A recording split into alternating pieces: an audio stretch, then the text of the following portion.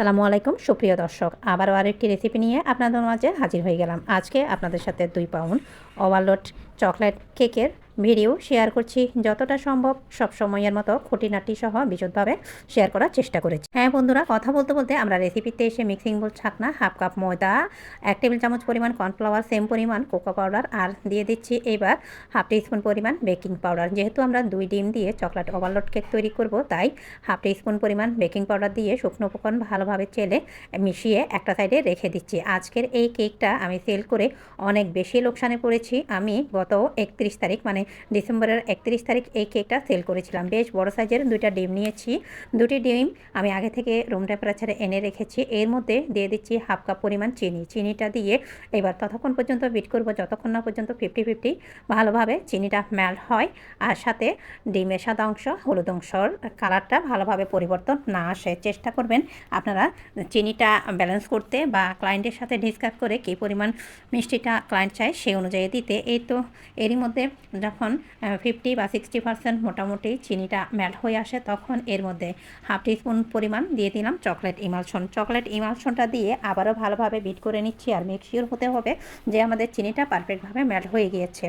তো এবার আমি দিয়ে দিচ্ছি আগে থেকে চেলে রাখা শুকনো উপকরণ দিয়ে খুব স্লোলি মেশালে আপনাদের কেকটা পরবর্তী সময় স্পঞ্জি হবে না, রাবারি হয়ে যাবে। আবার খুব দ্রুত মেশালে আপনারা এত সময় ধরে কষ্ট করে ফোমটা তৈরি করছেন সেটা ডেবে যাবে। তাই আলতো হাতে সময়ের মধ্যে দ্রুততার সাথে, যাতে করে ডিমের ফোমটাও নষ্ট না হয় আর অতিরিক্ত সময়ের প্রয়োজন না হয়, স্মুথ একটা বেটার তৈরি করে নিতে হবে শুকনো উপকরণ মিশিয়ে। তারপর এরই মধ্যে আমি ভালোভাবে মিশিয়ে স্মুথ একটা বেটার তৈরি করে স্প্যাচুলা দিয়ে একটু চেক করে দেখলাম এর মধ্যে কোনো প্রকার বাবলস বা শুকনো উপকরণ দলা আছে কিনা।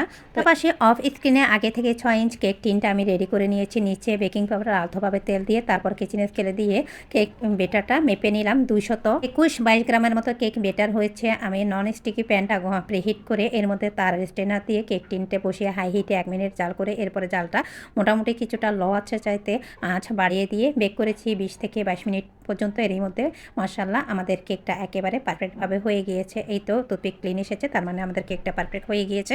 এই অবস্থায় কেকটা ঠান্ডা হতে থাক। এইখানে আমি 220 গ্রাম নিয়েছি চকলেট। এর মধ্যে সেম পরিমাণ 110 গ্রাম পরিমাণ দিয়ে দিচ্ছি হুইপড ক্রিমটা দিয়ে এবার একটু ভালোভাবে মিশিয়ে নিচ্ছি। এই চকলেট দিয়ে আমরা কেকের উপরে কভার আর ভেতরে ফ্রস্টিংয়ের সময় কিছুটা চকলেট গানাশ, আবার এই চকলেট থেকে আমরা চকলেট হুইপ ক্রিমটাও তৈরি করে নেব। এই তো আমি ভালোভাবে একটু মিশিয়ে নিয়েছি। অফ স্ক্রিনে মাইক্রোওয়েভ করে নিয়েছি 3 থেকে 4 সেকেন্ডের মতো। মাইক্রোওয়েভ একবার করব আর একবার বন্ধ করব। তারপর এইভাবে ভালোভাবে মিশিয়ে একটা স্মুথ চকলেট তৈরি করে নিচ্ছি। এইবার চকলেটটা আমি একটা সাইডে রেখে দিচ্ছি। যেহেতু আজকের এই কেকটা আমি আজ থেকে 1 মাস আগে মানে হচ্ছে 31 ডিসেম্বর 2025-এ কেকটা আমি ডেলিভারি দিয়েছি।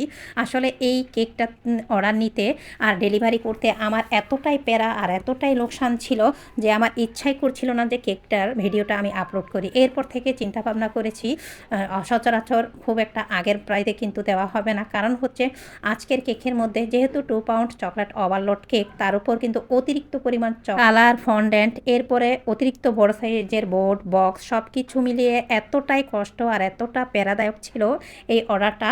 সেই জায়গা থেকে চিন্তা করেছি এই ধরনের অর্ডার কিন্তু সামনে আর ওই প্রাইসে কিন্তু নেওয়া হবে না। প্রাইসটাও আমি আপনাদের সাথে আসলে শেয়ার করতে পারছি না। তো এই যে আমি ফন্ডেন্ট তৈরি করে নিয়েছি, ফন্ডেন্ট তৈরি করার ভিডিও আগে শেয়ার করেছি। ইনশাল্লাহ পেজে ভিডিওটা মানে ফন্ডেন্ট তৈরি করাটাও শেয়ার করব। ফন্ডেন্ট টপার তৈরি করতে আমার মিনিমাম 2 থেকে 1.5 ঘন্টা সময় লেগেছে, কারণ ফন্ডেন্টের কাজ কিন্তু অনেক কষ্টের, তার উপর প্রাইস খুবই কম। সামনে থেকে এই ধরনের প্রাইজের মধ্যে এই ধরনের কেক কিন্তু আর দেওয়া হবে না। যদি আমার সেই ক্লায়েন্ট বা কাস্টমার আমার ভিডিওটা দেখে থাকেন, তার উদ্দেশ্যেই মূলত বলা। প্রচুর পরিমাণ আমার কালার ইউজ করতে হয়েছে, প্রচুর হার্ডওয়ার্ক করতে হয়েছে এই একটিমাত্র কেক নিয়ে।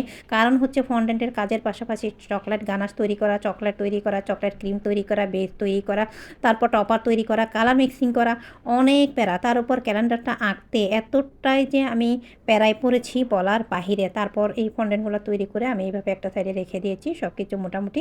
এরপর একটা সাইডে রেখে দিয়ে কেক বেসটাও তৈরি করে চকলেটটাও তৈরি করে একটা সাইডে রেখে দিয়ে এবার ক্রিমটা তৈরি করে নিচ্ছি। মোটামুটি আমি হাফ কাপের মতো ক্রিম নিয়েছি, এর মধ্যে কিছুটা ভ্যানিলা এসেন্স দিয়ে দিচ্ছি। আগে থেকে তৈরি করে রাখা সে চকলেট থেকে কিছুটা চকলেট গানাশ এর মধ্যে অ্যাড করে দিচ্ছি। তো এই তো আমি প্রত্যেকটা ভিডিওতে বা বিশদভাবে অনেক ধরনের video tropical whip cream, Insta whip ক্রিমের আমি আপনাদের সাথে শেয়ার করেছি। তো আজকে যেহেতু ভিডিওটা লং হচ্ছে তাই ভেবে আর ক্রিমের ডিটেলসটা দিচ্ছি না। তারপরেও অবশ্যই ক্রিমটা বরফ ঠান্ডা অবস্থায় নিতে হবে। আর একটি ডিপযুক্ত গর্তযুক্ত তেল পানিমুক্ত শুকনো একটি পাত্র নিতে হবে। এর মধ্যে আমাদের ক্রিমটা তৈরি করতে হবে। আর অবশ্যই ক্রিমটা তৈরি করার সময় আপনাদের ইলেকট্রিক বিটারটা মিডিয়াম হাই স্পিডে রাখতে হবে। বরফ ঠান্ডা অবস্থায় ক্রিমটা তৈরি করতে হবে। তো এই তো এবার কিছুটা ক্রিম ভিন্নভাবে আলাদা করে নিয়েছি প্রয়োজন অনুসারে। তো এবার আমি দিয়ে দিচ্ছি চকলেট ইমালশন। আমার মনে হচ্ছে ক্রিমের পরিমাণটা বেশি হবে, একটা সাইডে রেখে দিয়েছি, সেজন্য কিছুটা সরিয়ে এর মধ্যে চকলেট গানাশও দিয়ে দিলাম।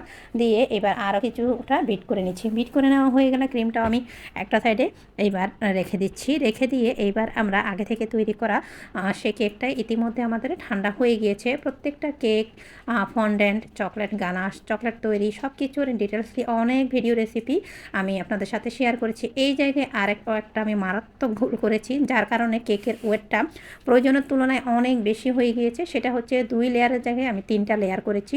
সেই জায়গা থেকে কেকের ওয়েটটা অনেক বেশি হয়ে গিয়েছে। তো প্রথম লেয়ারে আমি যতটা সম্ভব চকলেট মানে সুগার সিরাপ দিয়ে তারপর চকলেট ক্রিমটা দিয়ে দিচ্ছি। আর এই অবস্থায় চকলেট ক্রিমটাও কিন্তু খেতে অসম্ভব মজার হয়। তো এর মধ্যে আবার কিছুটা দিয়ে দিচ্ছি গানাশ। প্রচুর আমার চকলেটের প্রয়োজন হয়েছে। অফ স্ক্রিনে আমি আরও 100 গ্রামের মতো চকলেট গানাশ করে নিয়েছিলাম। তারপর দ্বিতীয় লেয়ারটা সেমভাবে দিয়ে দিচ্ছি, এরপর আবারও গানাশ। এইভাবে করে তারপর কেকটা আমি ক্রাম কোটিংটা করে নিচ্ছি। আর আমি সরাসরি ক্রিম দিয়ে কভার করে নিয়েছি। খুব বেশি ফ্রিজে রাখার মানে ক্রাম কোটিং করে ফ্রিজে রেস্টে রাখার প্রয়োজন হয়নি। কারণ হচ্ছে ডিসেম্বরের মোটামুটি 2025 ডিসেম্বরের শেষের দিকে থেকে জানুয়ারির শুরুতে মানে 26-এ প্রচণ্ড শীতের প্রখরতা ছিল। ওই সময় আমার কেকের অর্ডার ছিল। আসলে এই কেকটা বানাতে আমার এতটা কষ্ট নিতে হয়েছে। এক্সট্রা ফয়েল পেপার দিয়ে আমি কিছু চকলেট তৈরি করেছি, সেগুলি ভিডিও শেষে আপনাদের সাথে শেয়ার করব। আর আমি সেই চকলেটের রেসিপিটাও শেয়ার করেছি। এতটা কষ্ট, এতটা প্যারা নিতে হয়েছে যে আমার মানে ইচ্ছা করছিল আমি কেকটাই যেন ফেলে দিই। তো সে অনুযায়ী আসলে বেনিফিটটা আসেনি। তার জন্যই আসলে নিজের খারাপ লাগা থেকে শেয়ার করছি। যদি আমার সে ক্লায়েন্ট আমার এই ভিডিওটা দেখেন, ফিউচারে এই ধরনের প্রাইসের উপর আপনারা ফিক্স করে দিবেন না। কারণ হচ্ছে ওই প্রাইসের মধ্যে আর চকলেট ওভারলোড কেক কিন্তু হবে না। এক একটি গোলাপের দাম ছিল, যেহেতু বছরটা শেষ মানে 2025 শেষ, নতুন বছর 26-এর আগমন। তো ওই সময় গোলাপ ফুলও পাচ্ছিলাম না, 50 থেকে 60 টাকা করে এক একটা গোলাপ ফুল। আর এই এক এক কেকের অর্ডার কনফার্ম করার সময় আমার ক্লায়েন্ট যখন যেটা মাথায় এসেছে সেটাই ফোন দিয়ে বলছিল এটা দিতে হবে, ওইটা দিতে হবে, এই দিয়েন সেই দিয়েন। আসলে কেকের অর্ডার একবারেই কিন্তু কনফার্ম করতে হয়। বারবার কিন্তু নিজের ইচ্ছা মতো কেকের অর্ডার মানে আপনি যত বেশি কাস্টমাইজ করবেন তত বেশি দাম বা প্রাইসটা পড়বে। এটা তো আসলে একটা ছোট্ট কেক, ক্রিকেট খেলার স্টেডিয়াম না, যেখানে ইচ্ছা মতো আপনি খেলতে চাইবেন। তো খেলতে চাইলে ওইভাবে প্রাইসটা আপনার নির্ধারণ করতে হবে। যত আপনি ডিজাইন করবেন তত দামটা আপনার ধরতে হবে। তো অবশিষ্ট চকলেটগুলি আমি একটি পাইপিং ব্যাগে নজল দিয়ে একটা সাইডে এবার রেখে দিচ্ছি। মোটামুটি কিছুটা ওই সময় চকলেটটা নরম ছিল আর ফ্রিজে রাখার প্রয়োজন হয়নি, যেহেতু প্রচণ্ড ঠান্ডা। ওটা আমি উপরেই চকলেটটা দিয়ে উপরে নিচে বর্ডার করব। এইবার 16 ইঞ্চ বাই 16 ইঞ্চ একটি বোর্ড নিয়েছি। বোর্ডের এক কর্নারে ছোট্ট পিচি কেকটা বসবে। এর একটা অনেক বড় প্রাইস আমার চলে গিয়েছে।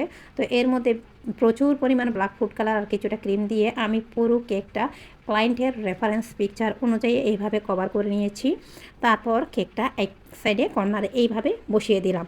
তারপর এরপরে এক এক করে সমস্ত টপার সব কিছু আমি দিয়ে দিচ্ছি। এর আগে ওই যে চকলেট আমি পাইপিং ব্যাগে এইভাবে ভরে নিয়েছি, তারপর চারপাশে উপরে নিচে এইভাবে বর্ডার করে দিয়েছি। দেখতে ছোট হলেও কেকটা কিন্তু 2 পাউন্ডের থেকেও ওজনে বেশি এসেছে, শুধু বোর্ডের ওজন ছাড়া।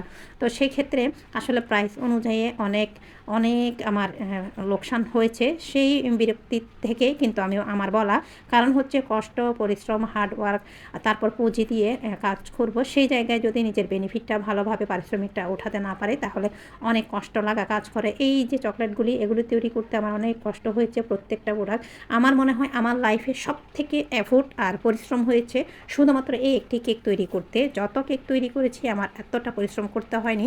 তো যতটা সম্ভব আমি আপনাদের সাথে শেয়ার করার চেষ্টা করেছি। তো আমার ভিডিওটা কেমন হয়েছে অবশ্যই আপনারা জানাবেন।